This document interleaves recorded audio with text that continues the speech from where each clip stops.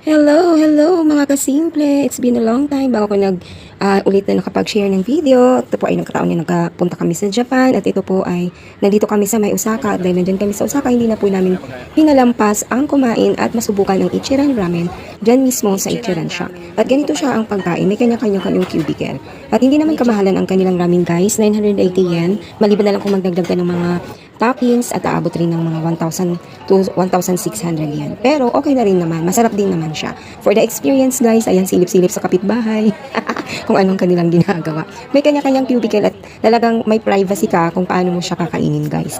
First time kong kumain ng ganitong setup guys. Ayan na po. Ibibigay sa akin nung nagsiserve ang aking ramen. At yan ay may takip siya guys para may privacy kang kumain sa ramen mo. Meron siyang ano. Then may mga nakasulat dyan guys.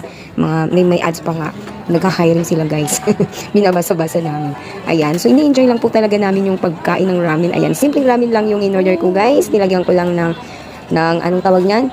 Chili powder. Ayan. Nakasara na yung parang privacy curtain. Ayan. Sinarado na. Hindi na ako makikita doon sa likod. At hindi rin ako makikita ng katabi ko.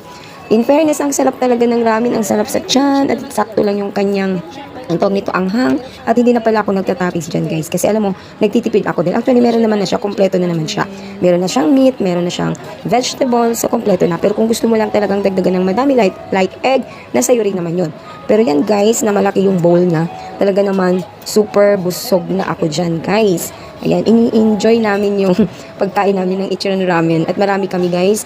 18 kami guys at ang haba talaga ng pila sa labas at pinipilahan po talaga siya ng mga tao, Japanese, foreigners, talagang pinipilahan po yung Ichiran Shop dyan. Dahil yan po yung original, legit na Ichiran Ramen. Sa Osaka yan guys, sa Donbotori, Bodontori, ay whatever, basta Donbotori. Hindi ko mabibigkas ng tama. Ganun pa man guys, ang sarap talaga ng noodles.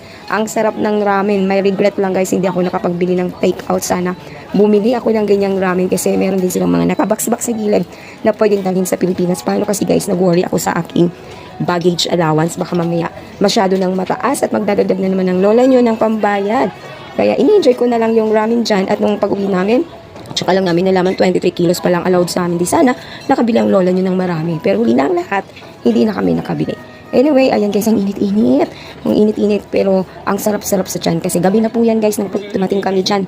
Magti 10 o'clock na kasi kami ay namasyal pa sa iba't ibang bahagi ng Osaka. Ayan, kasi that is our third day in Japan.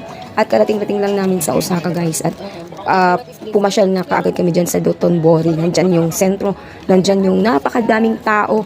Nandyan yung mga shopping malls. At talagang makita nyo napakadami